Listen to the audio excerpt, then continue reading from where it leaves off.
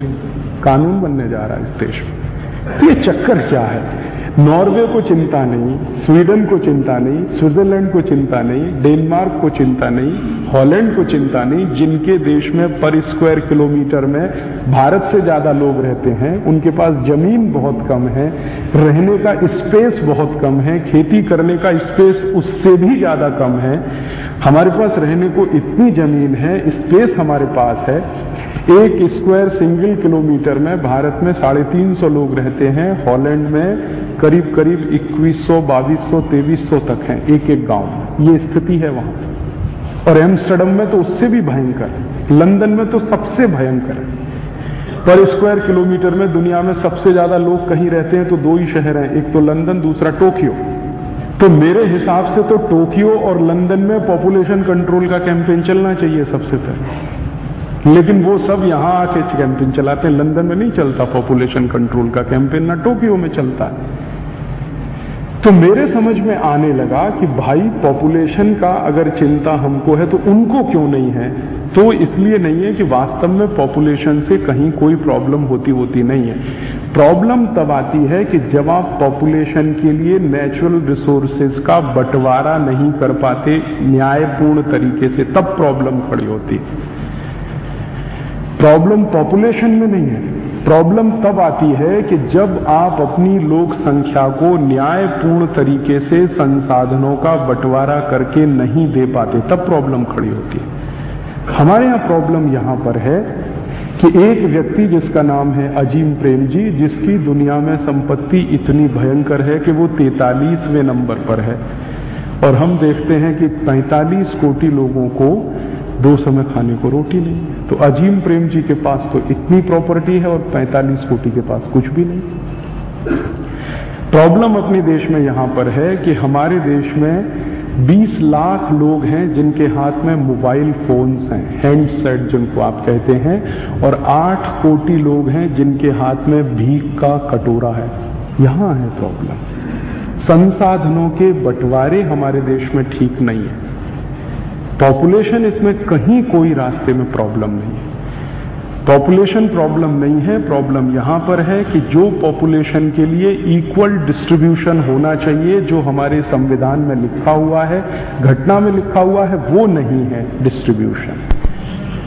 जो वहां पर दिखाई देता, यूरोप में दिखाई देता है, अमेरिका में भी दिखाई देता। आप सुनेंगे तो हैरान हो जाएंगे, यूरोप के सभी देशों की सरकारें जो वहां चलती हैं वो टैक्स कलेक्शन करती हैं जैसे हमारी सरकार टैक्स कलेक्शन करती है। लेकिन यूरोप और भारत में मुझे जो जमीन आसमान का फर्क दिखाई देता है वो टैक्स कलेक्शन और डिस्ट्रीब्यूशन में ये कि यूरोप में जब टैक्स कलेक्ट किया जाता है तो खर्च जो होता है वो पर कैपिटा कैलकुलेशन से होता है। कलेक्शन पर कैपिटा है तो डिस्ट्रीब्यूशन भी पर कैपिटा है।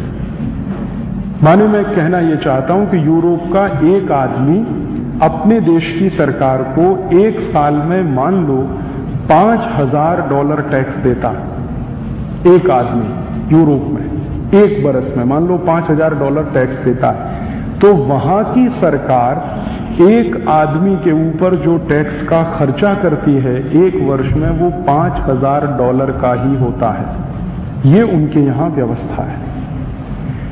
कई देश ऐसे हैं जिन्होंने अपने यहां व्यवस्था बनाई है कि जो टोटल टैक्स कलेक्शन होता है उसका 80%, 80% वो पर कैपिटा डिस्ट्रीब्यूशन में दे देते हैं और 20% सरकार उसमें से कट कर लेती है एडमिनिस्ट्रेटिव एक्सपेंसेस के रूप में।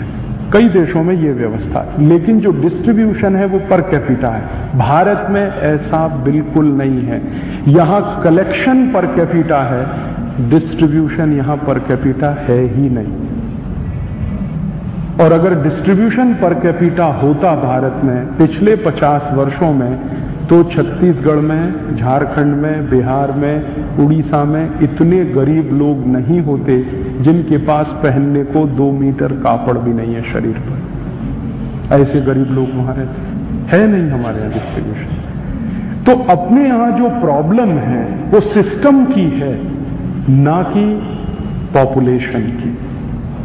जो मेरे समझ में आया है वो ये है कि भारत देश में ये जो गरीबी है, भूखमरी है, बेकारी है, मारामारी है, वो गरीबी, भूखमरी, बेकारी, मारामारी इसलिए नहीं है कि लोक संख्या बहुत है। प्रॉब्लम ये इसलिए है कि हमारा सिस्टम ठीक से काम नहीं करता। और हमारा सिस्टम कितना निकम्मा और नकारा है उसका ताजा उदाहरण आपको देता हूं। इस वर्ष भारत देश में 21 कोटि टन अनाज उत्पन्न हुआ है। फूड ग्रेन प्रोडक्शन है हमारा 21 कोटि टन। सरकार के अनुसार हमको सिर्फ एक वर्ष में 15 कोटि टन अनाज की जरूरत होती है।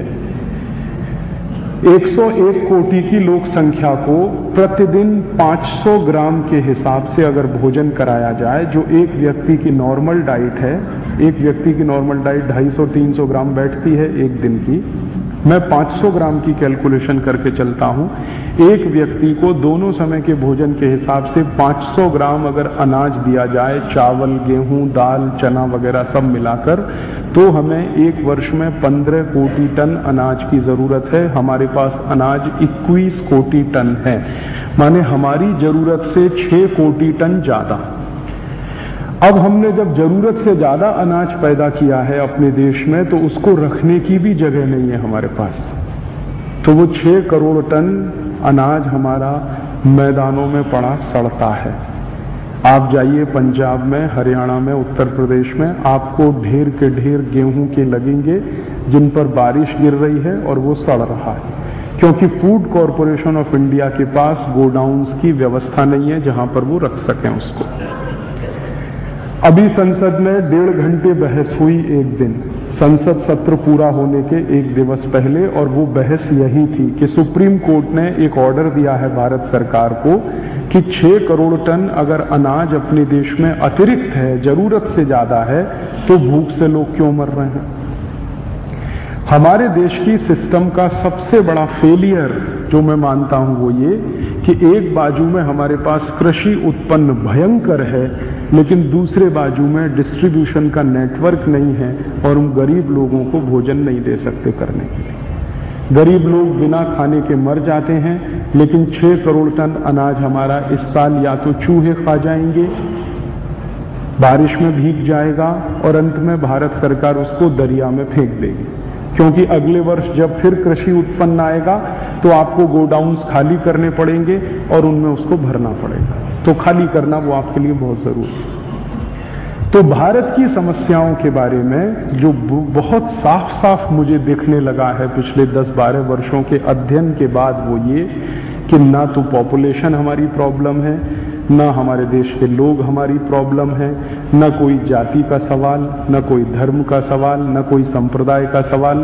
क्योंकि भूख सब जातियों की एक जैसी है, पानी की प्यास सब जातियों की एक जैसी है, खून का रंग सब जातियों का एक जैसा है। मैं एक जाति का हूं तो मेरा खून काला नहीं हो जाता, किसी दूसरे जाति वाले का खून सफेद नहीं होता। ये सब तो एक ही है, डिमांड सबकी एक जैसी है, कंजम्पशन के पैटर्न अलग अलग हो सकते हैं हमारे। तो प्रॉब्लम जो मुझे दिखाई देती है वो सिस्टम में है, तंत्र हमारा गड़बड़ है, जिसको हम शायद नहीं चला पाते ठीक से, या हम उसको जानते नहीं चलाने। फिर मैंने अप्रोच बदल दिया स्टडी करने का। जब मेरे समझ में ये बात आने लगी कि प्रॉब्लम ना तो पॉपुलेशन में है, ना लोगों के साथ है, प्रॉब्लम हमारे सिस्टम के साथ है। और सिस्टम की प्रॉब्लम का फेलियर एक दूसरा बताता हूं। भारत देश की सरकार हर 5 साल के बाद एक पंचवर्षीय योजना बनाती है, हर 5 साल के बाद, और एक पंचवर्षीय योजना में ऑन एन एवरेज 10 लाख कोटि रुपए खर्च होता है, हर एक पंचवर्षीय योजना। अभी तक हमारे देश में 9 पंचवर्षीय योजनाएं बन चुकी हैं और लागू हो चुकी हैं। 10वीं पंचवर्षीय योजना 2002 से लागू होने जा रही है। तो 9 पंचवर्षीय योजनाएं लागू हुई हैं। एक पंचवर्षीय योजना में एवरेज हमने 10 लाख कोटि रुपए खर्च किया है, तो अभी तक हम 90 लाख कोटि रुपए खर्च कर चुके हैं पिछले 50 वर्षों में। गरीबी बढ़ती ही जा रही है, बेकारी भी बढ़ती जा रही है। जबकि सच्चाई इसके विपरीत ये होनी चाहिए थी कि जब भारत अंग्रेजों की गुलामी में था, हम गुलामगिरी के शिकार थे, तब हमारे देश में पंचवर्षीय जैसी कोई योजना नहीं थी। क्योंकि अंग्रेज कुछ खर्च करते ही नहीं थे, जो कुछ भारत में कमाते थे सब इंग्लैंड ले जाते थे, उनको भारत से कुछ लेना देना नहीं था। तब पंचवर्षीय योजना नहीं थी, तब गरीबी हमारी कंट्रोल रही, और जैसे ही हमने पंचवर्षीय योजनाएं चालू की हमारी गरीबी तो भयंकर बढ़ने लगी। कहीं कंट्रोल होती दिखाई नहीं देती गरीबी, न भूखमरी कंट्रोल होती दिखाई। 90 लाख कोटि रुपए हम खर्च कर चुके हैं पिछले 50 साल में, और वो हमारे खून पसीने की कमाई के टैक्स के पैसे में से। तब मैंने सोचना शुरू किया है एक दूसरी दिशा में, फिर मेरा दिमाग थोड़ा बदला, मैंने एक दूसरे ट्रैक पर जाने का काम शुरू किया। मैंने कहा कि फिर कहीं और है अपनी समस्याओं की जड़, और अपनी समस्याओं की जड़ में अब मुझे समझ में आता है कि जो सिस्टम हम चलाते हैं, जिसकी मदद से हम गरीबी दूर करना चाहते हैं, भुखमरी दूर करना चाहते हैं, बेकारी दूर करना चाहते हैं, वो सिस्टम गलत है। क्यों गलत है? इसलिए गलत है कि जिस सिस्टम को हम चला रहे हैं वो सिस्टम अंग्रेजों ने बनाया था गरीबी पैदा करने के लिए, भुखमरी पैदा करने के लिए, बेकारी पैदा करने के लिए, मारामारी पैदा करने के लिए।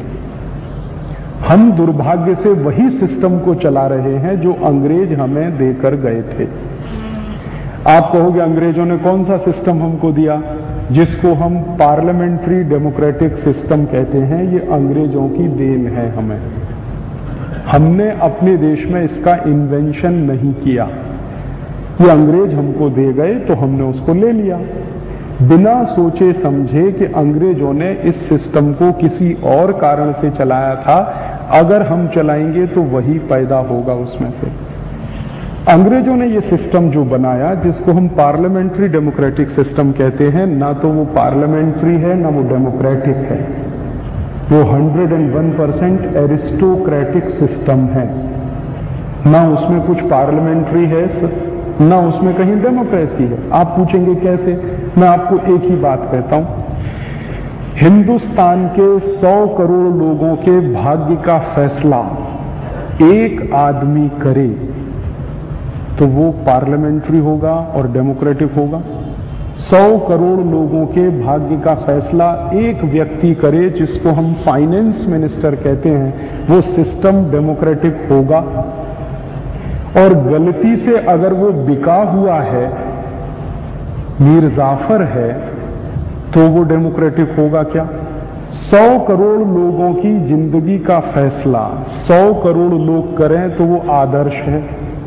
नहीं कर सकते तो 50 करोड़ करें, वो भी संभव नहीं है तो 25 करोड़ करें, वो भी संभव नहीं है तो 10 करोड़ करें। इतना तो हो, कम से कम 1 करोड़ लोग करें, 1% लोग तो करें। यहां तो 1% भी नहीं है, 0.00000 पता नहीं कितने बार जीरो लगा के तब आप निकालोगे तो एक व्यक्ति फैसला करता है। एक व्यक्ति तय करता है हिंदुस्तान में कि कहां टैक्स लगना चाहिए, कहां नहीं लगना चाहिए, और वो पार्लियामेंट में पेश कर देता है। फिर बाकी जो 545 लोग बैठे हैं लोकसभा में, 250 बैठे हैं राज्यसभा में, वो उस पर बहस ये करते हैं कि यहां पर इतना कटौती कर दो, यहां पर इतना बढ़ा दो। ये नहीं कहते कि इसको वापस ले लो पूरा, क्योंकि ये अधिकार उनको नहीं है। तो ये सिस्टम डेमोक्रेटिक है क्या? एक दूसरा उदाहरण देता हूं आपको। आप अमरावती में चुनाव करवाते हैं, किसी को जिताते हैं, किसी को हराते हैं। मान लीजिए अमरावती से 10 कैंडिडेट हैं जिनको चुनाव लड़ना है। XYZ ABC नाम की पार्टियां ले लीजिए आप, 10 कैंडिडेट खड़े हैं। 10 कैंडिडेट को जब आप वोट डालने जाते हैं तो पहली बात तो ये कि टोटल जो वोट्स हैं उसका 50% ही कास्ट होता है। हमारी सरकार कहती है कि हर एक सीट पर जो वोटिंग होता है वो टोटल वोटिंग का 50% से भी कम होता है, एवरेज 50% के आसपास आता है। माने अगर अमरावती में हम माने कि 5 लाख वोटर मान लें हम, तो मात्र 2.5 लाख लोग वोट डालने जाते हैं, और वो जो 2.5 लाख लोग वोट डालते हैं उनमें से 10 पार्टियां हैं, 3-4 मेजर हैं, बाकी माइनर हैं, तो वो वोट बंटता है। किसी पार्टी को 5% मिला, किसी को 7% मिला, किसी को 10% मिला, किसी को 5.5% मिला, किसी को 11% मिल गया, किसी को 15%। अब इसका अर्थ क्या हुआ हमारे 5 लाख वोटर्स ने वोट डाला, मात्र 50%, 2.5 लाख लोगों ने वोट डाला, और उस 2.5 लाख में बंटवारा कैसे हुआ? किसी को 75,000 मिला, किसी को 50,000 मिला, किसी को 65,000 मिला, किसी को 30,000 मिला, किसी को कुछ मिला, किसी को कुछ मिला। अब आप जरा कल्पना करिए कि जिन लोगों ने किसी एक व्यक्ति को जिताया, मान लो उसको 75,000 वोट मिले और 5 लाख वोटर्स हैं, तो 75,000 5 लाख वोटर्स के कितने परसेंट हुए? 20% से तो कम हुए ही। मान लें हम 15% हुए, तो 15% वोट पर हमने किसी कैंडिडेट को जिताकर संसद में भेज दिया, जहां पर 51% के आधार पर मेजोरिटी तय होती है। आप समझ रहे हैं मेरी बात? हमने 15% वोट देकर एक ऐसे कैंडिडेट को दिल्ली भेजा जहां दिल्ली की संसद में मेजोरिटी तय होती है 51% के आधार पर। इसका माने इल्लीगल इलेक्शन हुआ पूरा। संसद में आप मेजोरिटी तय कर रहे हैं 51% पे और अमरावती में तय कर रहे हैं 15% पे। और इसका अगर उलट साइड हम देखने की कोशिश करें तो वो इससे भी ज्यादा विद्रूप है। वो ये कि 5 लाख लोगों ने अगर वोट देना था, उसमें से सिर्फ 75,000 ने किसी को वोट दिया। इसका माने 4,25,000 लोगों ने उस आदमी को रिजेक्ट किया। तो जिस आदमी को 85% लोगों ने रिजेक्ट किया, उसको आप अपना प्रतिनिधि कहते हैं और उसके हाथ में पूरा बजट दे दिया आपने कि 100 करोड़ लोगों का भाग्य तय कर दो तुम। है कहां डेमोक्रेसी? ये तो डेमोक्रेसी के नाम पे बहुत बड़ा फ्रॉड है जो चलता है इस देश में। अगर डेमोक्रेसी होती तो डेमोक्रेसी में जो पार्टिसिपेशन होता है और जो पॉलिसी मेकिंग डिसीजन होता है वो 51% के आधार पर होता है कि 51% जो कहेंगे वो माना जाएगा, 49% जो कहेंगे वो नहीं माना जाएगा। यही तो है ना डेमोक्रेसी की एक मेजर डेफिनेशन। डेमोक्रेसी माने जहां 51% लोग एक बात कहें तो वो मानी जाए, 49% कहें वो नहीं मानी जाए। यहां तो हम देख रहे हैं कि 15% ने कह दिया, उसी को मान लिया। फिर कई बार मैंने संसद में देखा है कि कोई विधेयक पारित होने के लिए लाया गया, कोरम पूरा नहीं है। कोरम माने क्या? कि जितने सांसद हैं, खासदार हैं, उसका 10% सदन में रहना ही चाहिए कम से कम। माने 545 हैं तो 54 माने एमपीज रहने चाहिए वहां पर। कई बार होता है 10 बैठे हैं, 15 बैठे हैं, 20 बैठे हैं, है ही नहीं, पूरा सदन खाली पड़ा। और बेचारा वो स्पीकर घंटी टन टन टन टन टन टन करता रहता, आ जाओ आ जाओ आ जाओ, तो वो बैठे मटर गश्ती करते रहते हैं वहां एनेक्सी में। मैं पार्लियामेंट बहुत बार गया हूं। खासदार सदन में नहीं बैठते, एनेक्सी में बैठे रहते, गप्पे मारते रहते, अखबार पढ़ते रहते, मैगजीन पढ़ते रहते हैं। अभी हमारे स्पीकर महोदय ने एक खासदार को भयंकर डांटा था। एनेक्सी में एक कुर्सी पर पैर रख के दूसरे कुर्सी पे बैठकर वो कुछ अखबार पढ़ता था और उसने कहा कि भाई साहब ये आपका घर नहीं है, ये पार्लियामेंट है। उसको बताना पड़ा कि ये आपका घर नहीं है, ये पार्लियामेंट है, यहां इस तरह से बैठना परमिसिबल नहीं है। तो ऐसे ही बैठे रहते हैं सब खासदार वहां पे, सदन में नहीं बैठते। अब सदन में नहीं बैठते और नियम बन जाता, कानून भी बन जाता है। तो सदन क्या करता है फिर? वो कहते हैं एक इमरजेंसी रूल है पार्लियामेंट में, वो ये कि अगर सदन में कोरम पूरा नहीं है तो भी जो मेजोरिटी वोटिंग होगा वही कानून बन जाएगा। तो इसका अर्थ ये हुआ कि अगर 20 सांसद बैठे हैं, उनमें से 11 ने एक बाजू में वोट कर दिया तो देश को बेचने का समझौता भी हो जाएगा।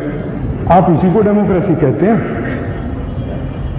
उन्होंने इमरजेंसी रूल बना रखा है। वैसे तो वो कहते हैं कि कोरम पूरा होना चाहिए, तो मैं मानता हूं चलो कोरम भी पूरा कर लें। 54 एमपीज हैं, तो इसका अर्थ क्या हुआ? 54 एमपीज होने का अर्थ यह हुआ कि 27 या 28 एमपीज ने एक बाजू में वोट कर दिया तो वही कानून बन गया। तो पूरे देश की 100 कोटि लोगों के भाग्य का फैसला 26-27 लोग मिलकर करें, इसी को डेमोक्रेसी कहते हैं क्या? इससे अच्छी तो एरिस्टोक्रेसी। तो हमारे देश में जो हम डेमोक्रेटिक सिस्टम मानते हैं या चलाते हैं, वो कहीं से भी डेमोक्रेटिक है ही नहीं।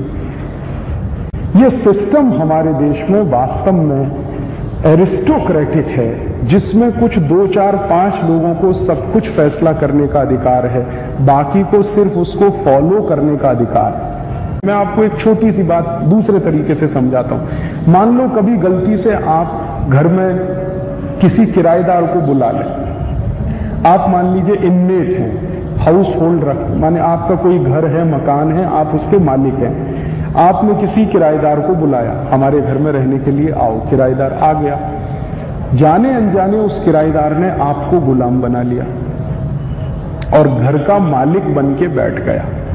तो अब ना तो किराया देता है और ना ही मकान मालिक के आदेश का पालन करता है, ना उसके सुझाव मानता है, उल्टा उसने कर दिया है, मकान मालिक को आदेश देना शुरू कर दिया। तो अब किसी तरह से आपने संघर्ष शुरू किया, 1 साल, 2 साल, 3 साल, 10 साल, 20 साल, 50 साल, और मान लीजिए एक दिन आप उसमें सफल हुए और आपने उस किराएदार को निकाल बाहर किया। तो अब आप क्या करेंगे अपने घर में? मैं आपको कल्पना देता हूं कि किराएदार ने आपके घर में मान लीजिए व्हाइट वॉशिंग करा रखा था, आपको बिल्कुल पसंद नहीं है, तो आप क्या करेंगे? उसको बदल के अपने हिसाब से करेंगे कि नहीं करेंगे? हमारे ड्राइंग रूम में किराएदार ने हमारी भावना के विपरीत कहीं कुछ कर लिया था, तोड़ लिया था, फोड़ लिया था। हम नहीं चाहते थे कि यहां सोफा रहना चाहिए, हमको लगता था यहां दीवान रहना चाहिए था, लेकिन उसने वहां सोफा डाल लिया, दीवान कहीं और ले जाके पटक दिया। तो आप क्या करेंगे? किराएदार के जाते ही अपने ड्राइंग रूम को अपनी भावना के हिसाब से सजाएंगे कि नहीं सजाएंगे? या उसी को लेकर रोते बैठेंगे कि किराएदार चला गया लेकिन हम ड्राइंग रूम वही लेके बैठे हैं जो वो चलाता था? मुश्किल अपने देश के साथ यही हो गई कि अंग्रेज आए थे किराएदार बन के, हो गए हमारे मालिक, लेकिन जिस दिन वो हमारा घर छोड़कर गए तो हमें संकल्प ये लेना चाहिए था कि अपने घर को हम अपने हिसाब से फिर बनाएंगे। वो आए थे, गलती हमारी थी, हमने उनको बुला लिया, अब वो गलती का सुधारा करेंगे, नए हिसाब से सिस्टम बनाएंगे और अपने घर को अपने तरीके से चलाएंगे। वही फैसला आज तक हम नहीं कर पाए। अंग्रेज जैसा कुछ छोड़कर गए थे वैसा ही ये देश आज भी चलता है, कहीं कोई बदलाव नहीं है। अपनी संसद में जब बहस होती है तो आप जरा ध्यान दीजिए, अपने जो खासदार हैं वो किसी ड्राफ्ट पर बहस करते हैं। कोई ड्राफ्ट आता है बनकर, उस पर वो बहस करते हैं। वो ड्राफ्ट जो है बिल कहलाता है, विधेयक हम कहते हैं उसको हिंदी में। तो वो जिस बिल पर बहस करते हैं उसकी जो ड्राफ्टिंग है वो सेक्रेटरी करता है। पार्लियामेंट में एक सेक्रेटरी होता है, वो सेक्रेटरी ड्राफ्टिंग करता है। उसके पास सेक्रेटरीज की एक टीम रहती है। जनरल सेक्रेटरी पार्लियामेंट का जो होता है उसके पास ज्वाइंट सेक्रेटरीज लेवल के कई अधिकारी होते हैं, उनसे वो ड्राफ्टिंग कराता है और वो सारे अधिकारी IAS ऑफिसर्स होते हैं, ICS ऑफिसर्स भी कहते हैं, सिविल सर्वेंट्स उनको कहा जाता है। मैंने एक बार ये प्रश्न उठाया कि भाई आप मेरे खासदार हैं, जो आप संसद में बैठे हैं, आप बहस करते हैं, तो जिस बात पर आप बहस कर रहे हैं उसकी ड्राफ्टिंग खुद क्यों नहीं करते आप?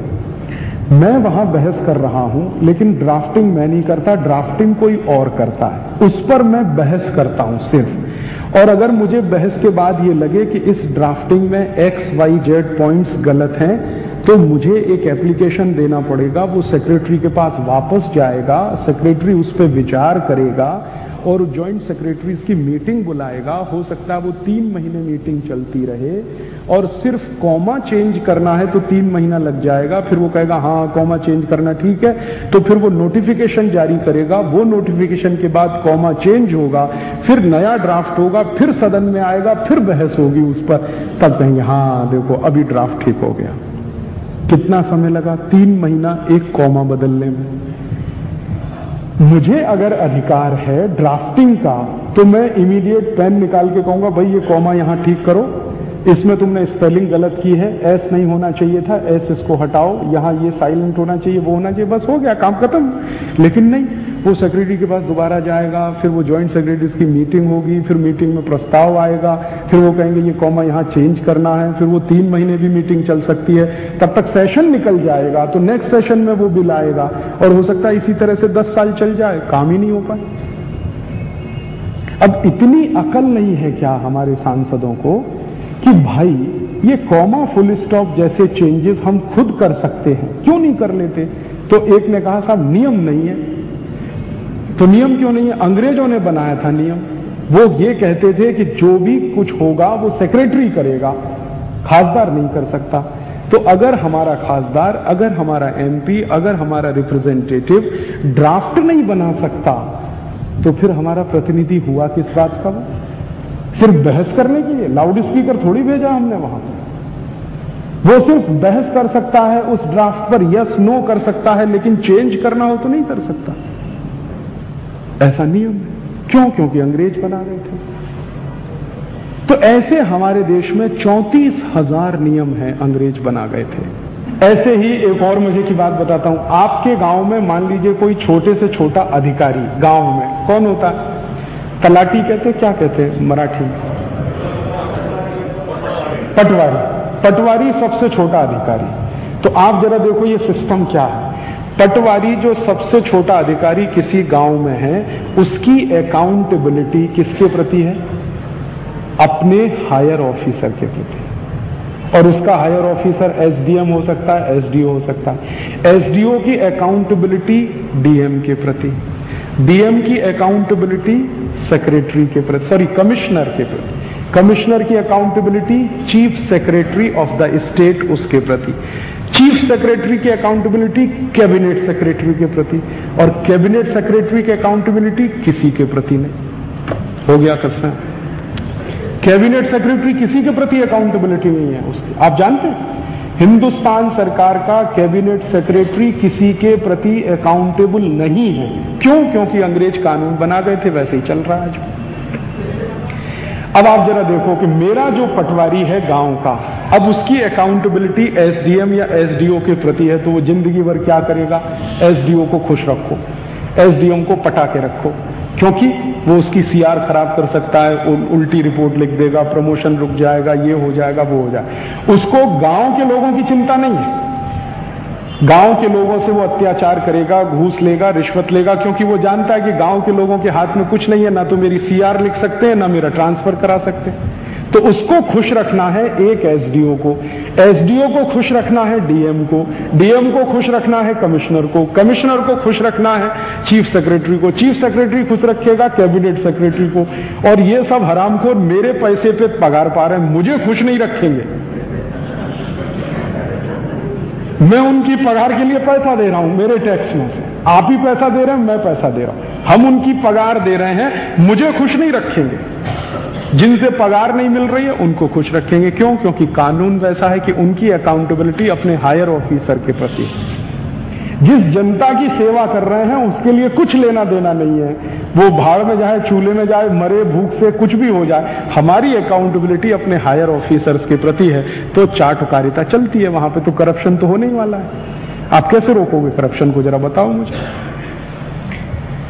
तो सिस्टम ऐसा है अपना, और ये सिस्टम अगर इसी तरह से अंग्रेज चलाते थे तो उनकी प्रॉब्लम क्या थी? उनकी प्रॉब्लम ये थी कि 50,000 अंग्रेजों को 34 कोटि लोगों के ऊपर शासन करना था।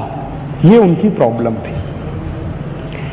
या अगर ऐसे कहें कि 50,000 अंग्रेजों को 20 कोटि लोगों के ऊपर राज्य करना था, शासन करना था। तो 20 कोटि लोगों को रूल करने के लिए 50,000 लोग क्या कर सकते हैं? तो 50,000 लोग जब 20 करोड़ पर शासन करें तो उसके लिए जो रूल रेगुलेशंस नियम बनेंगे, अगर वही रूल रेगुलेशंस नियम हम चलाएंगे तो उसमें से रिजल्ट तो वही आएगा जो उस जमाने में आता था। सिस्टम तो वही है ना, तो प्रोडक्ट भी उसमें से वही निकलेगा। आपने मशीन नहीं बदली है, मशीन वही चला रहे हैं जो अंग्रेज चलाते थे, तो प्रोडक्ट तो वही बनेगा जो मशीन बनाती थी। मैं कई बार इसको मजाक में कहता हूं कि हमने कार नहीं बदली है, कार का ड्राइवर बदल लिया। पहले कार का ड्राइवर था लॉर्ड माउंटबेटन, हमने उसकी जगह पंडित जवाहरलाल नेहरू को बिठा दिया। कार वही थी हमारे पास। जो लॉर्ड माउंटबेटन छोड़कर गया वही कार पर सवारी किया पंडित नेहरू ने, लाल बहादुर शास्त्री ने, इंदिरा गांधी ने, राजीव गांधी ने, विश्वनाथ प्रताप सिंह ने, चंद्रशेखर ने, फिर देवेगौड़ा ने, इंद्र कुमार गुजराल ने, और अब श्री अटल बिहारी वाजपेयी ने। कार तो वही चल रही है, कार नहीं बदली, सिस्टम नहीं बदला। अब सिस्टम नहीं बदलेंगे तो आप किसी को भी ड्राइवर बना के बिठाओगे, रिजल्ट वही आएंगे। आप उससे कुछ नया अपेक्षा मत करिए, आप ये जान लीजिए। आप राजीव दीक्षित को भी बिठा दीजिए तो भी यही रिजल्ट आएंगे, कोई फर्क नहीं आएगा उसमें। सिस्टम नहीं बदलते, रिजल्ट वही आएंगे, प्रोडक्ट वही निकलेगा, मशीन नहीं बदलेंगे। आप जो इंडस्ट्री चलाने वाले लोग हैं, मान लो आप लेथ मशीन का डिजाइन नहीं बदलें, आपके प्रोडक्ट का डिजाइन बदलेगा क्या? सेम डिजाइन प्रोड्यूस होगा जो 200 साल पहले होता था। अगर वो बदलना है तो सिस्टम बदलना होगा, और सिस्टम बदलने के लिए कुछ एक्सरसाइज करनी होगी। वो एक्सरसाइज अगर हम नहीं करेंगे तो शायद हमारे देश में यही परिस्थिति लगातार हमारी आंखों के सामने आती रहेगी और हम खून के आंसू रोते रहेंगे। गरीबी है, भूखमरी है, वो तो होने ही वाली है, क्योंकि अंग्रेजों ने जो सिस्टम चलाया उसमें से गरीबी निकलने ही वाली है, बेकारी निकलने ही वाली है, भूखमरी होने ही वाली है, क्योंकि वो यही चाहते थे, इसी हिसाब से सिस्टम चलाते थे। तो आप पूछोगे फिर क्या होना चाहिए? मेरे सामने आज के समय का सबसे बड़ा प्रश्न है कि आजादी मिले हुए अगर 54 वर्ष हमें पूरे, हमने तो संविधान बना लिया, घटना बना ली, संविधान बना लिया, लेकिन वो चलता उसी सिस्टम से है जिसको अंग्रेज तय करके गए थे। वो हमारे सिस्टम से तो चलता नहीं, वो चलता उसी सिस्टम से जिसको अंग्रेजों ने तय किया था। क्योंकि संविधान अपने आप में कोई चीज नहीं है, संविधान के इतर जो कानून हैं, जो रूल्स हैं, जो रेगुलेशंस हैं, वो तय करते हैं देश कैसे चलना चाहिए। संविधान में तो बहुत सारी अमूर्त बातें लिखी हुई हैं, वो रूल के हिसाब से फॉलो की जाती हैं पूरे देश में। तो अगर वो रूल्स नहीं बदलते हैं, वो रेगुलेशंस नहीं बदलते हैं, तो सिस्टम बदलने का प्रश्न ही नहीं है। वो रूल्स रेगुलेशन वैसे ही चलते हैं तो सिस्टम नहीं बदलेगा। आप उसको कहते रहो पार्लियामेंट्री डेमोक्रेटिक सिस्टम, वो आपकी खुशफहमी के लिए है, वास्तव में वो है गुलामगिरी का एरिस्टोक्रेटिक सिस्टम। तो अब भारत के लोगों को क्या करना चाहिए? तो मैं इस मान्यता का हूं, हम सब लोगों को बहुत शांत भाव से, बहुत प्रशांत भाव से अपने इस सिस्टम का एनालिसिस करना चाहिए। और वो सिस्टम का एनालिसिस दो आधार पर करना चाहिए, गाली गलौज करके नहीं। एक तरीका तो ये हो सकता है कि हम गालियां देना शुरू कर दें, तो ठीक है, उसमें से कुछ नहीं निकलेगा, गालियां देते रहिए या रोते रहिए कि ये गलत है, वो गलत है, ऐसा गलत है, वो तो होने ही वाला है। जैसे हम कई बार परेशान होते हैं, भ्रष्टाचार है। अब जिस सिस्टम में एक ऑफिसर अपने द्वारा सेवा की जाने वाली जनता के प्रति अकाउंटेबल नहीं है, तो भ्रष्टाचार तो बनेगा ही वहां से, और क्या बनेगा उसमें, यही होने वाला है। हम चिल्लाते रहे कि भ्रष्टाचार है, हर स्तर पर भ्रष्टाचार है, भ्रष्टाचार तो बनाने के लिए ही सिस्टम है ये पूरा। आप इस सिस्टम में सदाचार की थोड़ी उम्मीद कर सकते। तो अगर आप चाहते हैं कि करप्शन दूर हो, भूखमरी दूर हो, बेकारी दूर हो, मारामारी दूर हो, तो या आप सिस्टम बदलिए। तो ये सिस्टम कैसे बदलना? सिस्टम बदलने का सामान्य सा सिद्धांत कि जो कुछ अंग्रेज चलाते थे उसको उठाकर फेंक देना, हमें अपने हिसाब से नया बनाना। अंग्रेजों ने कानून बनाया कि एमपीज ड्राफ्टिंग नहीं कर सकते बिल की, हम उस कानून को फेंक दें, हम तय कर लें कि हमारी ड्राफ्टिंग एमपीज करेंगे, हमें जॉइंट सेक्रेटरी की जरूरत नहीं, हटाओ उस पोस्ट को, क्या जरूरत है। अंग्रेजों ने तय किया कि पटवारी की अकाउंटेबिलिटी एसडीओ के प्रति है, हम तय करेंगे कि पटवारी की अकाउंटेबिलिटी गांव की पंचायत के प्रति है। नियम बदल लो। पटवारी अगर गांव की पंचायत के प्रति अकाउंटेबल है तो हमेशा उसको गांव की पंचायत की खुशी देखनी होगी, और गांव पंचायत नाराज हुई तो पटवारी गया काम से। तो गांव पंचायत नाराज नहीं होनी चाहिए, ऐसा कोई काम पटवारी नहीं करेगा, करप्शन अपने आप खत्म हो जाएगा। सवाल ही नहीं उठता कि फिर करप्शन हो। और एसडीओ की जो अकाउंटेबिलिटी है वो आप डिवीजन में तय कर दीजिए कि इस डिवीजन के लोगों के प्रति एसडीओ की जवाबदेही है।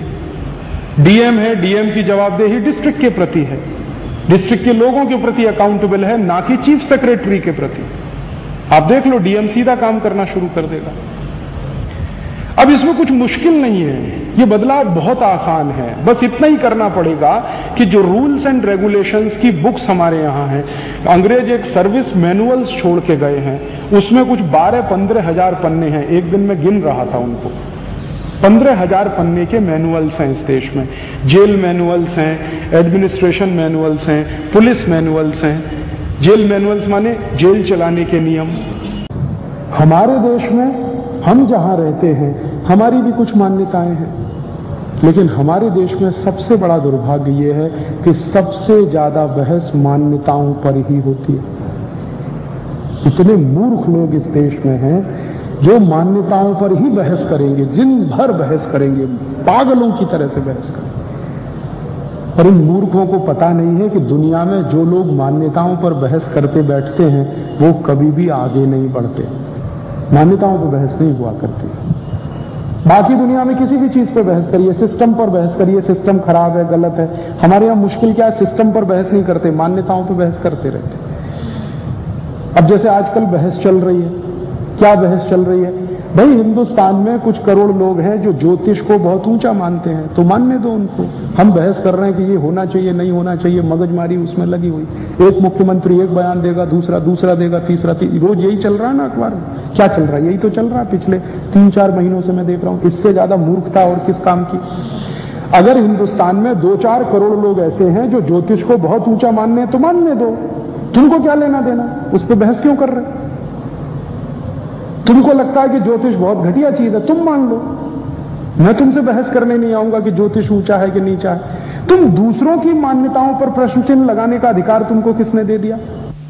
एक बार हुआ, नागपुर में कोई साईं मंदिर है। अब लोग कहते हैं कि राजू भाई ये बहुत जीवंत प्रतिमा। मैंने कहा जरूर होगी भाई जीवंत। अब हमारे 2 कार्यकर्ता बहस करने लगे, भाई प्रतिमा भी कोई जीवंत होगी। मैंने कहा होगी भाई, तुम काहे को बहस कर रहे हो इसमें?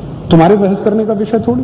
ये मानते हैं यहाँ के लोग कि ये हमारा मंदिर जीवंत है, इसमें देवता जीवंत हैं, हम जाकर जो प्रार्थना करते हैं पूरी हो जाती है। तो ठीक है, उनकी मान्यता है, उसका आदर करो, उनका सम्मान करो, वही डेमोक्रेसी है। और डेमोक्रेसी कहते किसको? मेरी एक मान्यता है, आपकी दूसरी मान्यता है, मैं आपकी मान्यता का सम्मान कर रहा हूं, आप मेरी मान्यता का सम्मान कर रहे हैं। डेमोक्रेसी इसी को कहते हैं। और वही हमारे देश में नहीं आ पाई पिछले 54 साल। हम क्या कर रहे हैं, एक व्यक्ति अपनी मान्यता को ऊंचा बता रहा है और दूसरे की मान्यता की खिल्ली उड़ा रहा है। वो डेमोक्रेसी थोड़ी होती है दुनिया। तो मैं कहना यह चाहता हूं कि दुनिया में कभी भी मान्यताओं पर अगर हम बहस करेंगे तो ऐसे ही लड़ते भिड़ते मर जाएंगे। ना भारत 1 इंच आगे जाएगा, ना आप आगे बढ़ पाएंगे। तो बहस किस पर होनी चाहिए? बहस मान्यताओं पर नहीं होनी चाहिए, तंत्र पर होनी चाहिए, सिस्टम पर होनी चाहिए। और बहस इस पर होनी चाहिए कि हमारा सिस्टम हमारी मान्यताओं के अनुरूप काम कर रहा है या नहीं कर रहा है। अगर कर रहा है तो बहुत अच्छा, नहीं कर रहा है तो बदलो, उसको अपने जैसा बनाओ। तो भारत में आज यही बात कहने की जरूरत है पूरी ताकत और हिम्मत से कि भाई हमारी मान्यताएं क्या हैं, हम उनको पहचानें और उसके हिसाब से अपना सिस्टम बनाएं। तो हमारी मान्यता क्या है? यूरोप में 3 प्रजातियां रहती हैं, इस्लाम वाले, यहूदी और ये क्रिश्चियन। तीनों की मान्यता क्या है? तीनों की एक मान्यता है जो अलग है और कुछ मान्यता कॉमन भी है उन तीनों में। अलग क्या है? मैंने आपसे कहा कि एक शनिवार को मानेगा, एक शुक्रवार को मानेगा, एक रविवार को मानेगा। एक जो है एक तरफ मुंह करके पूजा करेगा, दूसरा दूसरी तरफ मुंह करके पूजा करेगा, तीसरा तीसरी तरफ मुंह करके पूजा करेगा। एक कहेगा कि आग ही हमारे लिए देवता है, दूसरा कहेगा नहीं ये जो दीवार है वो हमारे लिए देवता है, तीसरा कहेगा नहीं यीशु की मूर्ति हमारे लिए देवता है। ये सब फर्क मान्यताएं। एक कुछ खास तरह के कपड़े पहनेगा, दूसरा कुछ खास तरह के कपड़े पहनेगा। रविवार के दिन सभी क्रिश्चियन आपको सफेद कपड़े में मिलेंगे, शुक्रवार के दिन मुस्लिम लोग आपको हरा स्कार्फ बांधे हुए मिलेंगे, हरा कपड़ा पहने हुए मिलेंगे, क्योंकि वो हरे रंग को पवित्र मानते हैं, वो सफेद रंग को पवित्र मानते हैं। तो ये भाई मान्यताएं हैं, वो चलाते हैं अपने पूरे सिस्टम को। और मान्यताओं को भिन्न भिन्न रखते हुए किसी सिस्टम को बैलेंस कर लेना, मैं मानता हूं कि रियल डेमोक्रेसी वही होती है। उन्होंने बनाया अपना सिस्टम, लेकिन उन तीनों धर्मों में एक मान्यता कॉमन है जिसको मैं आपके साथ डिफरेंशिएट करना चाहता हूं। वो क्या कॉमन है? तीनों धर्म कहते हैं कि पुनर्जन्म नहीं होता। ईसाइयत में कहा गया पुनर्जन्म नहीं होता, इस्लाम में भी कहा गया पुनर्जन्म नहीं होता, और यहूदी धर्म भी कहता पुनर्जन्म नहीं होता। ईसाइयत की मैंने ओल्ड टेस्टामेंट पढ़ी तो ओल्ड टेस्टामेंट में लिखा हुआ है कि पुनर्जन्म नहीं होता। अगर होता है तो सिर्फ यीशु का हो सकता है और किसी का नहीं होता। इस्लाम में लिखा हुआ है कि पुनर्जन्म नहीं होता, अगर हो सकता है तो मोहम्मद साहब का हो सकता है और किसी का नहीं हो सकता। और ऐसे यहूदी लोग मानते हैं कि पुनर्जन्म नहीं होता, होता है तो उनकी एक अग्नि की देवी हुआ करती थी जिसको वो मानते हैं वहां पुनर्जन्म होता, अभी तो नहीं होता। तो ठीक है, वो मानते हैं कि पुनर्जन्म नहीं होता। अब हम इस पर बहस नहीं करेंगे कि पुनर्जन्म होता है कि नहीं होता है तो सही होता है कि गलत होता है। उनकी मान्यता है, वो माने उसको। अपने देश में क्या मान्यता है जो हमको उनसे अलग करती है? वो मान्यता ये है, भारत में रहने वाला हर भारतीय, वो किसी भी धर्म का हो, किसी भी जाति का हो, किसी भी समाज का हो, वो एक मान्यता से बंधा हुआ है कि जन्म बार बार होता है, जन्म बार बार होता है। और तकरीबन हिंदुस्तान में जितने भी धर्म को मानने वाले लोग हैं, वो चाहे बुद्धिज्म हो, चाहे जैनिज्म हो, चाहे वैष्णव हो, चाहे कोई भी हो, चाहे सनातनी हो, वो सब इस बात पर सहमत हैं कि जन्म बार बार होता है और कम से कम 84 लाख बार होता है, कम से कम। अभी शाम को एक सज्जन से मेरी मुलाकात हुई, शायद वो यहाँ बैठे होंगे, मैं नहीं जानता, गोरक्षा का काम करते हैं, इसी अमरावती के रहने वाले। वो क्या कह रहे थे, उनकी उम्र 85 साल की है। मेरे मित्र किशोर देशमुख यहाँ बैठे, उनके घर पे चर्चा हो रही थी, तो उन्होंने क्या कहा, उन्होंने ये कहा कि राजीव भाई, इस जन्म में गोरक्षा का काम अगर नहीं कर पाया तो 84 लाख योनियां तो गई, अगली बार फिर मौका मिले तो मिले। ये उनका कहना था। और ये जो उनका कहना है वो हिंदुस्तान के करोड़ों लोगों का कहना है कि भाई इस जन्म में कुछ नहीं कर पाए तो 84 लाख जन्म तो गए बेकार, फिर दोबारा मानव का जन्म मिलेगा तब करना किसी काम को। तो ये अपनी मान्यता है कि जन्म बार बार मिलता है, और एक बार नहीं 84 लाख बार मिलता है। और हम ये कहते हैं कि इस जन्म में हम मनुष्य हैं, जरूरी नहीं है कि दूसरे जन्म में भी मनुष्य बने। हो सकता है चींटी हो गए, मक्खी हो गए, मच्छर हो गए, केचुए हो गए, या सांप हो गए, मेंढक हो गए, गाय हो गए, बैल हो गए, बकरी हो गए, घोड़े हो गए, कुछ भी हो सकते हैं। फिर इस सिद्धांत को समझने के लिए हमने क्या तय कर लिया, हमने एक मान्यता ये बना ली है कि कर्म फल के अनुसार जन्म मिलता है। आपके कर्म अच्छे हैं तो हो सकता है अच्छा जन्म मिल जाए, कर्म खराब है तो जन्म खराब मिल जाए। तो कर्म को हमने मुख्य प्रधानता दी, उसके हिसाब से जन्म की बात आई। तो हिंदुस्तान के करोड़ों लोगों का कहना है कि भाई इस जन्म में कुछ नहीं कर पाए तो 84 लाख जन्म तो गए बेकार, फिर दोबारा मानव का जन्म मिलेगा तब करना किसी काम को। तो ये अपनी मान्यता है कि जन्म बार बार मिलता है, और एक बार नहीं 84 लाख बार मिलता है। और हम ये कहते हैं कि इस जन्म में हम मनुष्य हैं, जरूरी नहीं है कि दूसरे जन्म में भी मनुष्य बने। हो सकता है चींटी हो गए, मक्खी हो गए, मच्छर हो गए, केचुए हो गए, या सांप हो गए, मेंढक हो गए, गाय हो गए, बैल हो गए, बकरी हो गए, घोड़े हो गए, कुछ भी हो सकते हैं। फिर इस सिद्धांत को समझने के लिए हमने क्या तय कर लिया, हमने एक मान्यता ये बना ली है कि कर्म फल के अनुसार जन्म मिलता है। आपके कर्म अच्छे हैं तो हो सकता है अच्छा जन्म मिल जाए, कर्म खराब है तो जन्म खराब मिल जाए। तो कर्म को हमने मुख्य प्रधानता दी, उसके हिसाब से जन्म की बात आई।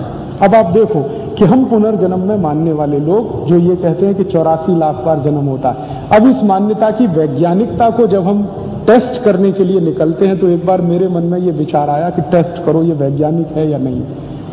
तो मेरी कई लोगों से बात हुई तो वो ये कहते हैं कि राजीव भाई 84 लाख किस्म के दुनिया में जीव जंतु हैं, तो उनमें से किसी में भी जन्म मिल सकता है। तो समझ में आ गया कि तो वैज्ञानिक बात है। अब जब हम ये मानते हैं कि जन्म हमें 84 लाख बार मिल सकता है, किसी भी योनि में मिल सकता है, तो अब यूरोप वालों को देखो, वो मानते ही नहीं कि पुनर्जन्म होता। वो कहते हैं जीवन एक बार ही मिलता है, जब एक बार मिलता है तो इस जीवन में जो करना है कर लो। तो वो चींटी को भी मार सकते हैं, मक्खी को भी मार सकते हैं, गाय को भी मार सकते हैं, और उनको इसमें कोई अफसोस नहीं है। हम चींटी को मार भी नहीं सकते, वो चींटी की चटनी बना के खा सकते हैं। हम गाय के ऊपर डंडा नहीं चला सकते, वो गाय का मांस काट के खा सकते हैं। हम कुत्ते को रोटी देते हैं, वो कुत्ते का भी मांस खा सकते हैं। हम सांप को दूध पिलाते हैं, वो सांप को भी मार के खा जाते हैं, क्योंकि उनकी मान्यता में वैसा कुछ है ही नहीं। अब वो सच है गलत है, सही है गलत है, ये बहस नहीं करना चाहता। उनकी मान्यता है ही नहीं कि जीव जंतुओं में भी हमें प्रवेश करना पड़ सकता है। वो कहते हैं भाई मनुष्य जन्म मिला, यही आखिरी है, जो करना है इसी में करो। तो वो किसी भी जीव को मार सकते हैं, पीट सकते हैं। तो उनके जीवन में से हिंसा का सिद्धांत निकल आया। तो यूरोप और इस्लाम और यहूदी धर्म वाले हिंसा की तरफ बढ़ गए, हम अहिंसा की तरफ बढ़े, क्योंकि हमारी मान्यता फर्क है, उनकी मान्यता फर्क है। अब जब हम अहिंसा प्रधान दुनिया में रहते हैं, हमारी मान्यता अहिंसा वाली है, तो कानून कैसे होने चाहिए? कानून वैसे होने चाहिए जो अहिंसा प्रधान देश में हो सकते हैं। तो आप पूछेंगे क्या हमारे कानून अहिंसा प्रधान नहीं है? मैं आपको बताता हूं, कानून अहिंसा प्रधान बिल्कुल नहीं है, हिंसा प्रधान है। कैसे कानून है? गाय बूढ़ी हो जाए तो काट दो उसको, ये हिंसा प्रधान कानून है। बैल बूढ़ा हो गया, काट दो उसको, ये हिंसा प्रधान कानून है। अगर कोई बच्चा जन्म के पहले गर्भ में है और उसको मार डालो तो वो सिर्फ गर्भपात है, किसी की हत्या नहीं है। जन्म लेने के बाद अगर हम उसको मारें तो वो हत्या है, लेकिन जन्म लेने के पहले मार दें तो वो सिर्फ गर्भपात है, उसका हत्या से कोई रिश्ता नहीं है। हालांकि हत्याएं तो हमारी मान्यता में दोनों ही हैं। किसी को आपने जीवन लेने से पहले मार दिया तो भी आपने हत्या की है, जीवन लेने के बाद मारा तो भी आपने हत्या की है। हमारी मान्यता में तो दोनों हत्याएं हैं। यूरोप की मान्यता में वो हत्या है ही नहीं, तो उन्होंने कानून बनाया, हम मूर्खों ने उनको फॉलो किया और अपने देश में कानून बना लिया कि गर्भपात कराना कोई हत्या नहीं है। तो सेंटर्स खुल गए पूरे देश में अबॉर्शन के। अमरावती में भी है, पूरे देश में हजारों की संख्या में है, और उनका एडवर्टीजमेंट होने लगा। क्या? आइए 50 रुपए में छुटकारा पाइए। यही तो है ना, गांव शहर शहर आप देख लो। इतनी बेशर्मी से विज्ञापन होता है। मुंबई की ट्रेन में जब आप चढ़ोगे तो ढेर सारे एडवर्टीजमेंट के स्टिकर लगे रहते हैं। फलाना क्लिनिक, ढिमाका clinic, X clinic, Y clinic, हर एक में लिखा है आइए 150 रुपए में छुटकारा पाइए। कोई 50 रुपए में छुटकारा दे रहा, कोई 100 रुपए में छुटकारा दे रहा। ये कानून ही हमारी मान्यता के खिलाफ है, लेकिन वो पूरे देश में चल रहा है। तो मैं कहना यह चाहता हूं कि हमारी मान्यताएं फर्क हैं, कानून उसके बिल्कुल उलट हैं। तो होना यह चाहिए कि कानून हमारी मान्यता के अनुसार बनने चाहिए, ना कि हमारी मान्यताओं को कानून के अनुसार ढाला जाना चाहिए। समाज पहले होता है, कानून बाद में होता है, और समाज बनता है मान्यताओं के आधार पर। तो मान्यता पहले है, कानून बहुत बाद में है। हमने क्या किया है, कानून को पहले ले आए, समाज को पीछे धकेल दिया, मान्यता को और पीछे धकेल दिया। तो जब हम चींटी को मार नहीं सकते, मच्छर को मार नहीं सकते, मक्खी को मार नहीं सकते, तो अहिंसा में जाएंगे और किसी को गुलाम नहीं बनाएंगे। गुलाम तो तभी बनाएंगे जब आप मार सके। आप मार ही नहीं सकते तो गुलाम कैसे बनाएंगे? तो हमने स्वतंत्रता का अधिकार सबको दिया है, ये हमारी मान्यता में है, और उन्होंने स्वतंत्रता का अधिकार कानून बनाकर दिया है, क्योंकि उनकी मान्यता में नहीं है। तो यूरोप में जब फ्रीडम की बात की जाती है तो वो कानूनन आधार पर की जाती है। हमारे देश में जब फ्रीडम की बात की जाएगी तो वो स्वभावगत मान्यता के आधार पर की जाएगी। तो फ्रीडम के लिए हम कानून नहीं बना सकते, वो बनाएंगे, हम क्यों उनके पीछे जाएंगे? ये प्रश्न है अपने देश के, और मैं मानता हूं कि ये गंभीर प्रश्न है, ये सभ्यता के प्रश्न हैं, और इन प्रश्नों से टकराना ही होगा। बिना इन प्रश्नों से टकराए और जूझे रास्ता नहीं मिलेगा हमको, कुछ भी, ना आत्मा को समाधान मिलेगा ना रास्ता मिलेगा।